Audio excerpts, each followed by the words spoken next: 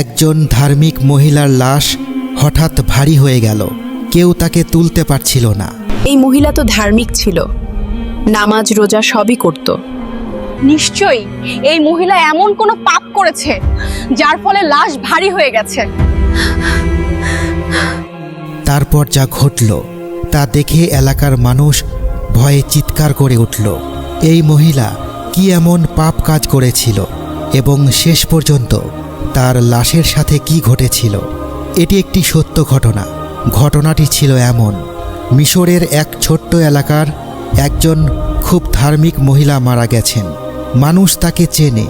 নিয়মিত নামাজ পড়তেন, রোজা রাখতেন, ভদ্রভাবে কথা বলতেন, কারো সাথে উচ্চস্বরে ঝগড়া করতেন না।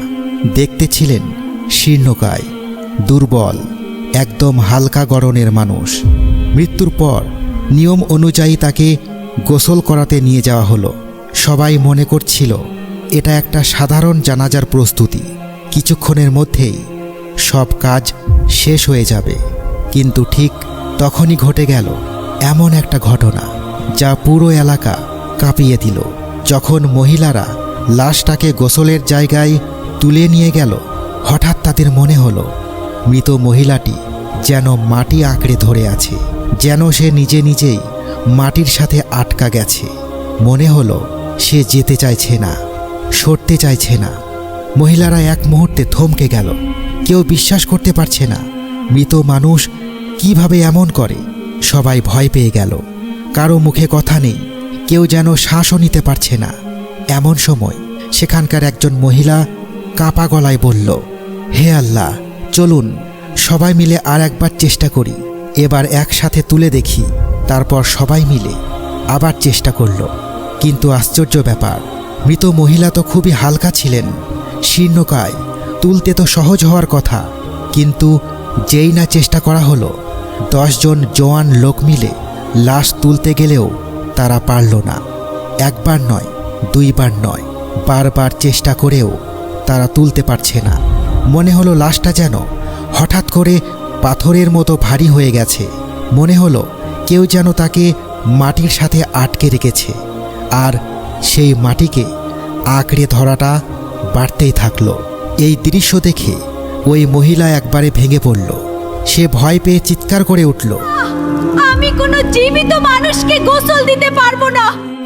এই কথা বলেই সে ঘরের এক কোণায় গিয়ে বসে পড়ল আর কান্না শুরু করে দিল।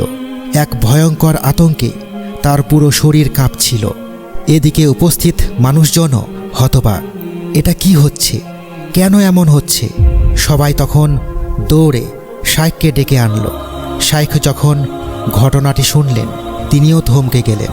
তিনি ভাবলেন, এমন হলে তো সম্ভবত মহিলাটি জীবিতও হতে পারেন। তখনই তিনি দ্রুত ডাক্তারদের খবর দিলেন। কিছুক্ষণ পর একজন মহিলা ডাক্তার এসে মৃতদেহ পরীক্ষা করলেন।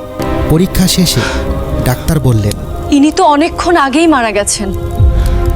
এই কথা শুনে লোকজন আরও বেশি ঘাবড়ে গেল, কারণ তাদের চোখ তো অন্য কথা বলছিল। লোকজন বলতে লাগলো, আল্লাহর কসম, আমরা তাকে মৃত বললেও আমরা সবাই তাকে নড়তে দেখেছি। এবার শাইখ সিদ্ধান্ত নিলেন, ঠিক আছে, যেহেতু মারা গেছেন তাহলে গোসল তো দিতেই হবে। কিন্তু সমস্যা হলো, বয়স্ক মহিলারা ভয় পেয়ে গোসল দিতে রাজি হচ্ছিল না। তাদের চোখে তখন শুধু সেই ভয়ঙ্কর দৃশ্য, মৃত লাশ মাটি আঁকড়ে আছে, উঠছে না।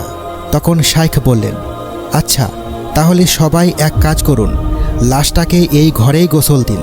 আপনারা দিতে না পারলে অন্য মেয়েদের বলুন, আর আপনারা এখানেই বসে তাদের শিখিয়ে দিন। আমরা বাকিরা বাইরে গিয়ে বসি। পরিস্থিতি কিছুটা শান্ত হলো। এই সময় মৃত মহিলার পরিবারের একজন মহিলা এসে সেই কাঁদতে থাকা মহিলাটিকে শান্ত করতে লাগলেন। কাঁদতে থাকা মহিলা তাকে জড়িয়ে ধরে অসহায়ভাবে বলল, এই মহিলা, উনি কি করতেন? কি হয়েছে তার যে মৃত্যুর পরেও এমন করছে? তুমি তো জানো সে তো তোমাদের পরিবারেরই একজন। পরিবারের ওই মহিলা গভীর শ্বাস নিয়ে বলল, শান্ত হন, আমি সব খুলে বলবো। আগে জানাজার ব্যবস্থা হোক। সব কাজ শেষ হলো, জানাজা শেষ হলো, দাফনও শেষ হয়ে গেল। তারপর চারিদিকে যখন একটু নীরবতা নেমে এলো, তখন পরিবার থেকে সেই মহিলা কথা বলতে শুরু করলো। সে বলল, আপনারা যাকে কবর দিলেন তিনি আমার মা। কথাটা শুনেই মানুষ যেন আরও মনোযোগ দিয়ে তাকিয়ে গেল। সবাই বুঝতে চাইছিল এই ঘটনার পেছনে আসলে কি রহস্য ছিল। সে বলল, আমার মা নিয়মিত নামাজ পড়তেন, রোজা রাখতেন। তিনি খুব ভদ্র একজন মহিলা ছিলেন। একটু থেমে চোখ নামিয়ে সে বলল, কিন্তু তার একটা বড় দোষ ছিল। সবাই চমকে উঠল। সে বলল, তিনি পরনিন্দা করতেন, কথা লাগাতে খুব ভালোবাসতেন। এই কথাটা যেন বাতাসে ভারী হয়ে গেল। অনেকে মাথা নিচু করে ফেলল। মেয়েটি বলতে লাগলো, তিনি যদি কোনো মহিলাকে গল্প করতে দেখতেন তাহলে সেখানে গিয়ে বসতেন আর এমনভাবে খোঁচা দিতেন যাতে তারা অন্য কারো বদনাম করা শুরু করে দেয়। তারপর তিনি গিয়ে সেই বদনামের কথা আর এক মহিলার কাছে লাগিয়ে দিতেন। এইভাবে এক মহিলার কথা আর এক মহিলার কাছে লাগিয়ে ঝগড়া বাঁধিয়ে দিতেন। সে চোখ মুছতে মুছতে বলল, আর এই ঝগড়া দেখে আমার মা খুব আনন্দ পেতেন। মানুষ অবাক। এই নারীকে তারা কতই না ধার্মিক ভেবেছিল, কিন্তু ভেতরের দিকটা ছিল এমন। মেয়েটি বলল, আমরা বারবার তাকে নিষেধ করেছি, কিন্তু মা কারো কথা শুনতেন না। আর যখন কেউ বেশি রাগ করত তখন মা বলতেন, আমাকে তোমরা উপদেশ দিবে না, আমার যদি পাপ হয় তাহলে আল্লাহর সাথে সেটা বুঝে নেব, তোমরা চুপ থাকো। নাউজুবিল্লাহ। এই কথাটা বলে মেয়েটির চোখে পানি চলে এলো। তারপর সে বলল, এখন মৃত্যুর পর হয়তো মা আজাব সচক্ষে দেখছে, এই জন্যই সে ভয় পেয়ে গেছে।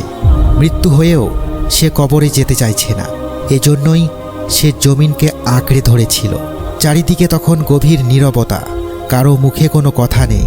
সবাই বুঝতে পারল, মানুষ যতই ধার্মিক দেখাক, যদি জিহ্বা ঠিক না থাকে, যদি পরনিন্দা আর কথা লাগানো না থামে, তাহলে ভয়ঙ্কর পরিণতি সামনে আসতে পারে। আর সেই ভয়ঙ্কর পরিণতিরই একটা ছায়া হয়তো সবাই সেদিন নিজের চোখের সামনে দেখতে পেয়েছিল। আল্লাহ যেন আমাদের এই গুনাহ থেকে হেফাজত করেন।